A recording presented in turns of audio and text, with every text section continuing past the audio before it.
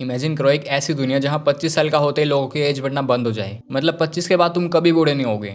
लेकिन प्रॉब्लम यह है कि उसी दिन से तुम्हारे हाथ में एक टाइम क्लॉक एक्टिवेट हो जाएगी और वो क्लॉक तुम्हारा बचा हुआ टाइम कैलकुलेट करती रहेगी और जैसे ही वो जीरो होगी यू विल डाई। इस दुनिया में पैसे एग्जिस्ट नहीं करते, हर चीज के बदले में देना होगा टाइम। यही है इस मूवी का concept, the price of tomorrow. Movie का नाम है इन टाइम और इसी दुनिया में रहता है हमारा main character will Sailesh.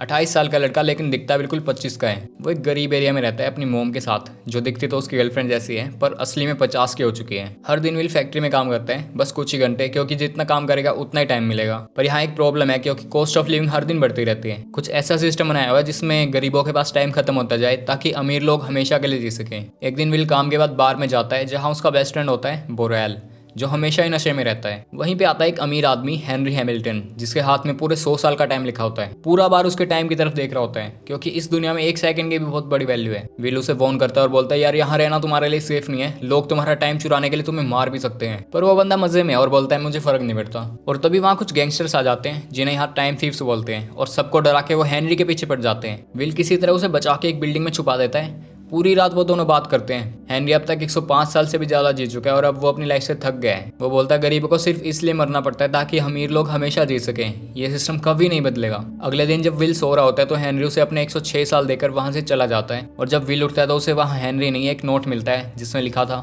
Don't waste my time. और अब विल के हाथ में लिखा है 106 साल। इसके बाद हेनरी अपने बचे हुए टाइम में ब्रिज से जंप करके सुसाइड कर लेता है। विल अब एकदम घबराया हुआ है क्योंकि उसे पहली बार इतना टाइम मिला है। वो हड़बड़ी में अपने दोस्त के पास जाता है और एक गलती कर देता है, अपने अल्कोहलिक दोस्त को 10 साल दे देता है। पर उसका दोस्त उसी रात मर जाता है क्योंकि उसने वो सभी साल अल्कोहल पीने में उड़ा दिए। उस रात विल की मोम का बर्थडे होता है तो वो बस से उसके पास आ रही होती है, लेकिन प्रॉब्लम यह है कि बस की टिकट का प्राइस बढ़ गया है। अब टिकट के लिए 2 घंटे लगेंगे लेकिन उसके पास सिर्फ 1.5 घंटा बचा है। तो वो भागने लगती है और विल भी दूसरी तरफ से अपनी मोम के पास भागता है। दोनों एक दूसरे को देखते हैं, हाथ बढ़ाते हैं, पर बस 1 सेकंड की देरी की वजह से उसकी मोम का टाइम 0 हो जाता है। विल की मोम उसके सामने गिर जाती है। Clock 0, she is gone.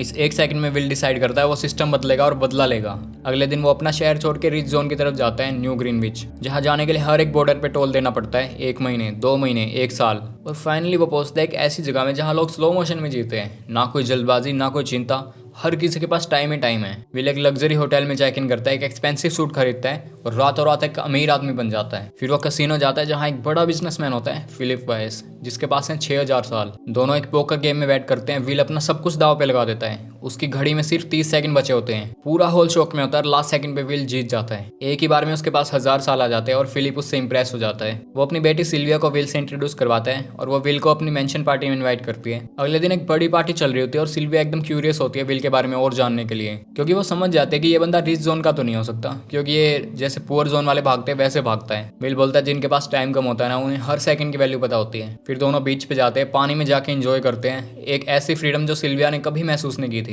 लेकिन तभी एंट्री होती है टाइम कीपर्स की। ये बेसिकली इस दुनिया की पुलिस है जिसका हेड है रेमंड लियोन। वो विल को अरेस्ट कर लेता है और बोलता है तुमने हेनरी हैमिल्टन को मारा और उसका टाइम चुरा लिया। विल बोलता है मैंने ये टाइम लीगली कमाया है, पर उन्हें उसकी बात पे बिल्कुल भी यकीन नहीं होता। वो उसका सारा टाइम सीज कर लेते हैं और बस 2 ही घंटे छोड़ देते हैं और यहीं से कहानी इंटेंस हो जाती है, क्योंकि विल भाग निकलता है और सिल्विया को किडनैप कर लेता है। मतलब सिल्विया अपनी मर्जी से ही विल के साथ भाग जाती है, क्योंकि वो अमीरों की लाइफ से तंग आ चुकी है। विल के पास सिर्फ 2 ही घंटे बचे और पुलिस पूरी दुनिया में उन्हें ढूंढ रही है। वो दोनों एक कार में भाग रहे होते हैं और विल अजीब तरह से ड्राइविंग करते हैं क्योंकि वो पहली बार कार चला रहे हैं। लेकिन जैसे उन्हें लगता है कि अब वो सेफ हो गए, तभी उनकी कार के नीचे स्पाइक्स लग जाती है और उनकी कार पूरी तरह से क्रैश हो जाती है। दोनों बस मरने ही वाले होते हैं और अचानक वहाँ वही गैंगस्टर्स आ जाते हैं जो पहले हेनरी के पीछे पड़े थे उसका टाइम चुराने के लिए। वो सिल्विया का सारा टाइम चुरा लेते हैं, लेकिन तभी पुलिस की आवाज सुन के वहां से भाग जाते हैं। अब सिचुएशन और भी खतरनाक है क्योंकि दोनों के पास बस 35 मिनट्स बचे हैं। विल अपने दोस्त बोरेल के पास मदद मांगने जाता है, जिसे उसने यहाँ से जाने से पहले 10 साल दिए थे। लेकिन उसकी वाइफ बताती है कि 10 साल मिलते ही उसके हस्बैंड ने सारा टाइम दारू पीने में लगा दिया और वो मर गया। किसी तरह विल सिल्विया की एक छोटी सी चीज बेचता है और कुछ घंटे खरीद लेता है ताकि दोनों जिंदा रहें। अब सिल्विया को रियलाइज होता है कि यह सिस्टम कितना गलत है।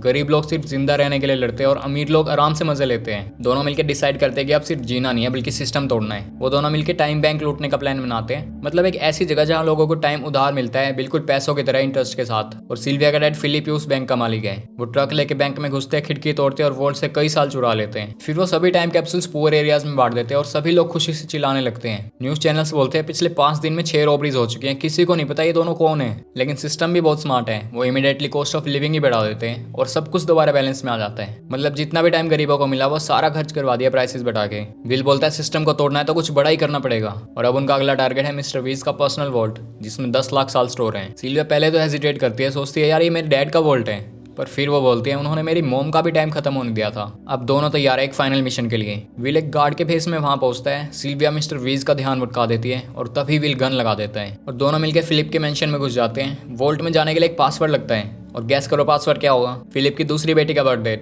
मतलब यार एक मिलियनर इतना बड़ा बिजनेस चला रहा है और पासवर्ड इतना बेसिक रखा है। वो लोग एक चिप जैसा टाइम कैप्सूल चुरा लेते हैं जिसमें होते हैं 10 लाख साल। फिलिप उन्हें बोलता है सिस्टम इसलिए बनाया ताकि सिर्फ कुछ ही लोग अमर रहें, क्योंकि सब लोग अमर नहीं हो सकते। विल बस उसे एक ही लाइन बोलता है, तो चलो देखते हैं जब कोई नहीं मरेगा तो क्या होगा। अब टाइम कीपर्स को न्यूज मिलती है कि 10 लाख साल चुरा लिए गए हैं। पूरा शहर लॉकडाउन में आ जाता है, चेक पॉइंट्स, बैरिकेड, सब कुछ। विल और सिल्विया कार में भाग रहे होते हैं और उनके पास वो 10 लाख साल वाला कैप्सूल है, पर प्रॉब्लम यह है कि उन्होंने अब तक खुद की घड़ियों में टाइम ट्रांसफर नहीं किया होता। रेमंड लियोन यानी टाइम कीपर उनके पीछे पड़ जाता है और एक सीन में उनकी कार ऑलमोस्ट क्रैश हो जाती है। विल एक छोटी लड़की को थोड़ा सा टाइम दे देता है और खुद भी कुछ सेकंड्स पे ही चल रहा होता है। रेमंड उन्हें पकड़ लेता है और तभी उसका खुद का टाइम खत्म हो जाता है, वो खड़ा खड़ा एक्सपायर हो जाता है। अब विल और सिल्विया के पास 1 मिनट से भी कम टाइम बचा है। विल तुरंत टाइम कीपर की कार की तरफ भागता है और उसमें से टाइम ले लेता है और दोनों एक दूसरे की तरफ भागते हैं। सेम सीन रिपीट होता है जैसे विल की मोम के साथ हुआ था, पर इस बार विल टाइम पे पहुंच जाता है और वो सिल्विया का हाथ पकड़ के उसमें अपना टाइम डाल देता है। दोनों बच जाते हैं और इस टाइम पे ऐसा लगता है जैसे विल ने अपनी पुरानी गलती को ठीक कर लिया हो। पहले वो अपनी मोम को नहीं बचा पाया था, पर इस बार उसने सिल्विया को बचा लिया।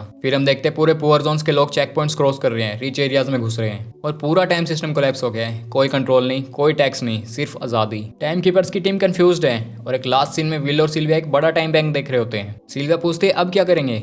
विल मुस्कुरा के बोलता है something bigger. Camera zoom out होता है और एक बड़ा वर्ल्ड दिखाया जाता है, मतलब अब ये लोग पूरे सिस्टम को तोड़ने में लग चुके हैं। तो ये थी इन टाइम मूवी की कंप्लीट स्टोरी। अगर वीडियो पसंद आई तो लाइक और कमेंट करो। अपना ध्यान रखो, मिलते हैं नेक्स्ट वीडियो में, तब तक के लिए स्टे ट्यून्ड, स्टे डिकोडेड।